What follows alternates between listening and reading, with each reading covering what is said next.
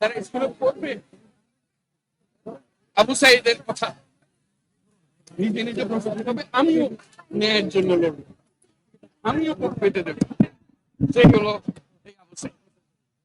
আবু সাইদ এখন ঘরে ঘরে, প্রত্যেক ঘরে আবু সাইদ। এবং বাংলাদেশের যত পরিবার আছে সব পরিবারের সন্তান, এবং বাংলাদেশে এখানে জাতি ধর্ম নির্বিশেষে সবারই সন্তান।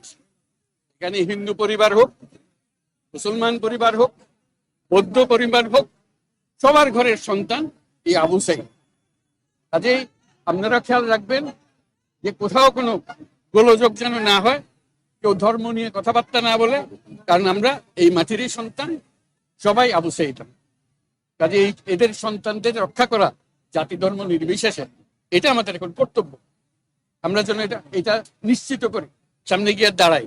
আবু সাইদ যেরকম দাঁড়িয়েছে আমাদের ওরকম দাঁড়াতে হবে।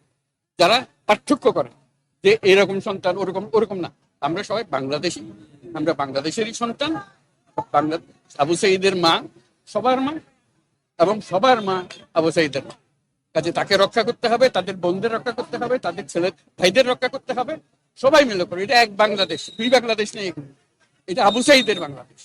এই আবু সাইদের বাংলাদেশে কোনো ভেদাভেদ নেই। কাজে আপনাদের কাছে অনুরোধ, যে যেখানে আছেন ওই আবু সাইদের বাপ মা বা যারা যারা আছে যেখানে আছে তাদেরকে রক্ষা করুন, কোন রকম গোলযোগ হতে দেবেন।